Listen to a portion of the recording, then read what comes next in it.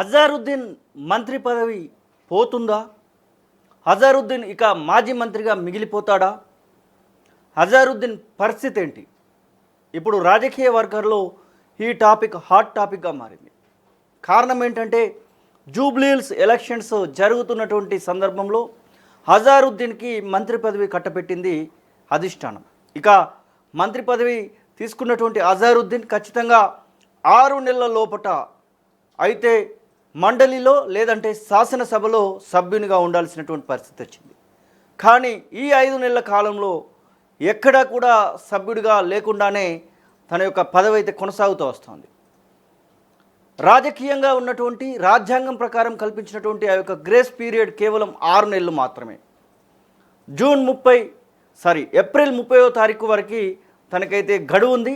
ఆ గడువు లోపట ఖచ్చితంగా అయితే మండలిలోనో లేకుంటే శాసనసభలోనో ఏదో ఒక ప్రాంతంలో తను ఖచ్చితంగా సభ్యుడిగా నామినేట్ కావాల్సినటువంటి పరిస్థితి. ఇక 2 ఎమ్మెల్సీలు ఖాళీగా ఉన్నాయి.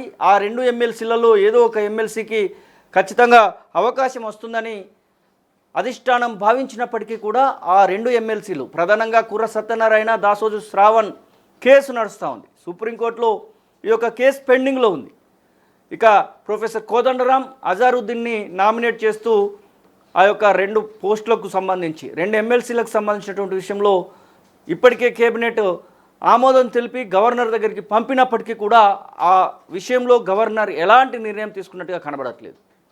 ఇక మాజీ మంత్రిగా అజారుద్దీన్ కొనసాగుతారా? మాజీ మంత్రి కావాల్సిందేనా?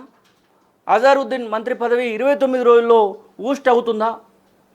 క్రికెట్ ప్లేయర్ కాస్త మాజీ క్రికెటర్ అయినట్టుగా మాజీ మంత్రిగా ఇక్కడ మంత్రి పదవి నుంచి కావాల్సిందేనా? ఈ ప్రశ్నలకు సమాధానం నిజమే అని వస్తూ ఉంది. చూద్దాం ఒకసారి. సుప్రీంకోర్టు గతంలో ఇచ్చినటువంటి తీర్పు మీకు చదివి వినిపించేటువంటి ప్రయత్నం చేస్తాను. మొత్తం మీద సుప్రీంకోర్టు ఇచ్చినటువంటి తీర్పు అయితే మీకు ఒకసారి వినిపించేటువంటి ప్రయత్నం చేస్తాను. క్లియర్గా గతంలో సుప్రీంకోర్టు ఇచ్చినటువంటి తీర్పు మీకు స్క్రీన్ పైన క్లియర్గా కనబడతా ఉంది. సుప్రీంకోర్టు ఏం చెప్పిందో ఒకసారి మీరు చూడవచ్చు. క్లియర్గా ఉంది. సుప్రీంకోర్టు గతంలో ఇచ్చినటువంటి తీర్పు ఒకసారి మీకు చదివి వినిపిస్తూ ఉన్నాను.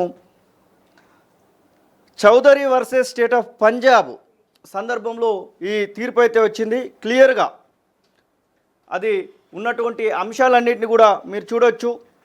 ఒకవేళ ఎవరైనా మంత్రి పదవికి నామినేట్ అయితే ఎమ్మెల్సీ లేదా ఎమ్మెల్యే కాకుండా కేవలం 6 నెలలు మాత్రమే కొనసాగవచ్చు. 6 నెలల లోపట ఒకవేళ ఆ సభ్యుడు లేకపోతే ఆ సభ్యురాలు ఎమ్మెల్సీగా ఎమ్మెల్యేగా నామినేట్ కాకపోతే వారి పదవి పోతుంది అంటూ దానిలో క్లియర్గా రాసింది. మరొకసారి వీళ్ళకి రాజీనామా చేయించి మరొకసారి నామినేట్ చేయడానికి కూడా అవకాశం లేదు అంటూ ఆ యొక్క తీర్పునైతే మనం చూస్తూ ఉన్నాం. ఓన్లీ 1 టైం స్లాట్ అంటూ రాసినటువంటి సందర్భాన్ని అయితే చూస్తూ ఉన్నాం. ఈ విషయంలో ఖచ్చితంగా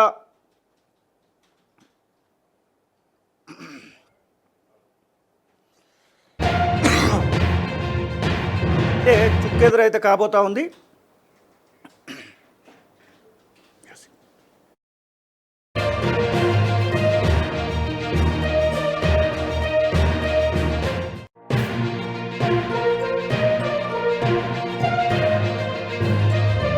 మాట్లాడడానికి అడ్వకేట్ రచనారెడ్డి ఫోన్ లైన్లో అందుబాటులో ఉన్నారు. మేడం నమస్తే.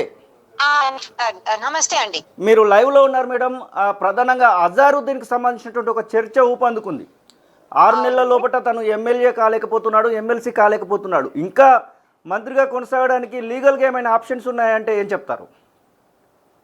అయితే లీగల్ గానైతే కాన్స్టిట్యూషనలీ లేవండి. ఎందుకంటే కాన్స్టిట్యూషనలీ ఆర్టికల్ 164(4) కింద ఒకసారి ఆప్షన్ వస్తుంది. ఏంటంటే మంత్రిగా అంటే ఏ హౌస్ అంటే ఎమ్మెల్సీ అయినా ఎమ్మెల్యే అయినా కాకపోయినా ఒక మినిస్టర్ గా అపాయింట్ అయ్యి దాని తర్వాత 6 నెలల వ్యవధి ఒకటేసారి అండర్ ఎక్స్ట్రాడినరీ సర్కమ్స్టాన్సెస్ ఒకటేసారి ఆ ఆపర్చునిటీ ఇస్తారు. ఓకే. అయితే చట్టంలో అంటే కాన్స్టిట్యూషన్ లో ఎన్నిసార్లు చేయొచ్చు, లేకపోతే ఒకవేళ 6 నెలల లోపల ఎటువంటి వేకెన్సీ లేకపోతే, అసెంబ్లీలో ఎటువంటి బై ఎలక్షన్ అయినా లేకపోతే కౌన్సిల్లో ఎటువంటి వేకెన్సీ లేకపోతే మళ్ళోసారి అతన్ని మళ్ళోసారి రీనామినేట్ రీఅపాయింట్ చేసి మళ్ళీ 6 నెలల వ్యవధిలో పొడిగించొచ్చా అంటే అట్లా అస్సలకే చేయడానికి లేదు అని సుప్రీంకోర్టు ఖరాఖండిగా 2001 లోనే చెప్పేసింది. ఎందుకంటే సుప్రీంకోర్టు ఆర్టికల్ 164(4) ని ఇంటర్ప్రిట్ చేయడానికి కాన్స్టిట్యూయెంట్ అంటే అప్పుడు రాజ్యాంగం రాసేటప్పుడు కాన్స్టిట్యూయెంట్ అసెంబ్లీ డిబేట్స్ అంటారు. సో కాన్స్టిట్యూయెంట్ అసెంబ్లీలో అంబేద్కర్ గారితో పాటు ఇంకో ఎంతమంది మెంబర్స్ కూర్చున్నప్పుడు ఆ కాన్స్టిట్యూయెంట్ అసెంబ్లీ డిబేట్స్ ఇంటెన్షన్ అంటే వాళ్ళ ఇంటెన్షన్ ఏంటి ఇటువంటి ఒక ఆర్టికల్ పెట్టడానికంటే చాలా సార్లు అంటే మనది ఒక కొత్త రాజ్యాంగం కాబట్టి, కొత్త రిపబ్లిక్, కొత్త దేశం ఇండిపెండెన్స్ తర్వాత కాబట్టి చాలా సార్లు ఇటువంటి అవసరాలు రావచ్చు. అంటే ఒక ఎమ్మెల్యే ఎమ్మెల్సీ కాకుండా ఎన్నిసార్లు అయినా మంత్రిగా కొనడానికి అవకాశం ఉంటుంది కాబట్టి ఈ కండిషన్ పెట్టారనుకోవచ్చా? లేదండి, లేదు. ఎందుకంటే మనది కొత్త రాజ్యాంగము, కొత్త ప్రభుత్వము కాబట్టి, అంటే ఆ టైంలో 1947 ఆ ప్రాంతంలో కాబట్టి ఎమ్మెల్యే ఒకసారి ఎమ్మెల్యే 5 ఏండ్ల పొంటి కాలేరు, లేకపోతే ఎమ్మెల్సీ వేకెన్సీ ఉండదు. అటువంటి అప్పుడు ఫ్లెక్సిబిలిటీ అంటే ఒక గ్యాప్ ని కూర్చడానికే పెట్టిన ఆర్టికల్ అది. ఎందుకంటే అప్పుడు కొత్త రిపబ్లిక్ కాబట్టి. ఇప్పుడు మనము ఆల్మోస్ట్ 80 ఏండ్ల దగ్గరకు వచ్చిన తర్వాత కూడా మనం అటువంటి unelected, the intention is opposite. Srinivas గారు మీరు అంటున్న దానికి ఆపోజిట్ ఇంటెన్షన్. అంబేద్కర్ గారు కాన్స్టిట్యూయెంట్ అసెంబ్లీ వాళ్ళు క్లియర్ గా వాళ్ళ ఇంటెన్షన్ ఏంటంటే మనది ఒక డెమోక్రటిక్ రిపబ్లిక్, అందుకోసం ఎప్పుడైనా ఒక elected head, elected representative head గా ఉండాలి. ఒక చిన్న వ్యవధి కోసం, ఫ్లెక్సిబిలిటీ కోసం ఇచ్చింది. మనం దాన్ని రూల్ గా తీసుకొని ఎలక్షన్లు లేకుండా నేను చలామణి అయిపోతాను అని అనడానికి వీల్లేదు. సో ఆ ఆపర్చునిటీ ఒక 6 నెలల్లో అది పూర్తి కాకపోతే మళ్ళీ మీరు దాన్ని పొడిగించలేరు, ఎక్స్టెన్షన్ చేయలేరు, మళ్ళీ రీఅపాయింట్ చేయలేరు. మళ్ళీ నెక్స్ట్ టైం ఎమ్మెల్యే ఎలక్షన్స్ లేకపోతే ఎమ్మెల్సీ ఎలక్షన్స్ వచ్చినప్పుడే దాంట్లో మీరు నిలబడి ఎలెక్ట్ అయినాక తర్వాతనే ఏమన్నా మళ్ళీ మీరు మినిస్ట్రీ పొజిషన్స్ చేసుకోవచ్చు. కానీ ఈ 6 నెలలు పూర్తి అయితేనైతే మీరు automatically you are no longer the minister. Okay madam, thank you so much. ఇది రచనారెడ్డి అడ్వకేట్ చెప్తున్నటువంటి మాటలు. మొత్తం మీద ఎలాంటి అవకాశం లేకుండా పోయింది. అన్ని దారులు అజారుద్దీన్కి మూసుకుపోయినట్టుగానే కనబడతా ఉన్నాయి. ఎందుకంటే అటు ఎమ్మెల్సీ కాలేకపోతున్నాడు, ఇటు ఎమ్మెల్యే కాలేకపోతున్నాడు. చివరికి 6 నెలల మురిపంగానే అజారుద్దీన్ మంత్రి పదవి మిగిలిపోతుంది అన్నటువంటి వార్తలను అయితే మనం చూస్తూ ఉన్నాం. ఏప్రిల్ 30 అజారుద్దీన్కి సంబంధించినటువంటి మంత్రి పదవి ఊస్ట్ అవ్వడానికి అయితే అవకాశాలు మెండుగా కనబడతా ఉన్నాయి. నవంబర్ 14 తారీఖున తెలంగాణ రాష్ట్రంలో మరొక 3 గవర్నర్ కోటా ఎమ్మెల్సీలు ఖాళీ కాబోతూ ఉన్నాయి. దానిలో ప్రధానంగా బస్వరాజు సారయ్య, అలాగే దయానంద్ అని చెప్తా ఉన్నారు. వారితో పాటుగా గోరెట్టి వెంకన్న, ఈ ముగ్గురికి సంబంధించిన దానిలో ఒకటి బస్వరాజు సారయ్యకి రిన్యూవల్ చేస్తారని చెప్పేసి ఊహాగానాలు అయితే వస్తూ ఉన్నాయి.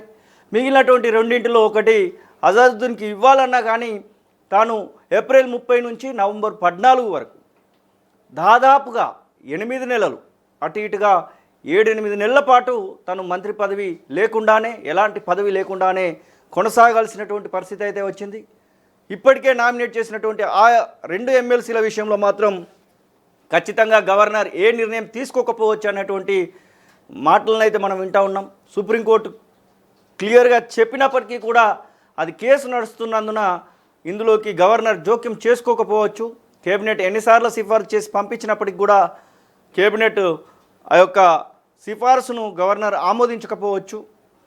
ఖచ్చితంగా రాజీనామా చేసేటువంటి పరిస్థితే అజరుద్దీన్ కనబడుతుంది. ఒకవేళ రాజీనామా చేయకపోతే ఆటోమేటిక్ బర్తరఫ్ కింద తనని ఏప్రిల్ 30 తర్వాత మాజీ మంత్రిగా కొనసాగించాల్సినటువంటి పరిస్థితి. ఎందుకంటే తనకు ఉన్నటువంటి గ్రేస్ పీరియడ్, రాజ్యాంగబద్ధంగా వచ్చినటువంటి ఆ యొక్క గ్రేస్ పీరియడ్ పూర్తి స్థాయిలో 6 నెలలు పూర్తవుతుంది. కాబట్టి ఈ సిచ్యువేషన్ అయితే వస్తూ ఉంది. మరి మళ్ళీ అజరుద్దీన్కి ఒకవేళ ఆ పదవి పోతే, అజరుద్దీన్ పదవి పోతే 3 మంత్రి పదవులు ఖాళీ కాబోతూ ఉన్నాయి. ఆ మూడు మంత్రి పదవులు ఎవరికి ఇస్తారు, ఏం చేయబోతున్నారు, ఇవన్నీ కూడా కొన్ని ప్రశ్నలుగానే మనకైతే కనబడతా ఉన్నాయి. ఎలా దాన్ని కోఆర్డినేట్ చేస్తారు, ఎట్లా ఆ విషయంలో ముందుకెళ్తారు, లీగల్గా మాత్రం ఎలాంటి అవకాశమే లేదంటా ఉన్నారు రచనారెడ్డి. చూడాలి ఏప్రిల్ 30 వరకు అవకాశం ఉందా అంటే ముందు మాత్రం ఎలాంటి ఖాళీలు కనబడట్లేదు.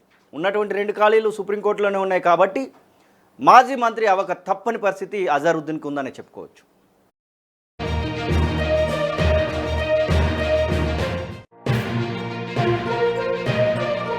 అసలైన తొలి వెలుగు. ఫాలో వాట్సాప్ @తొలి వెలుగు official.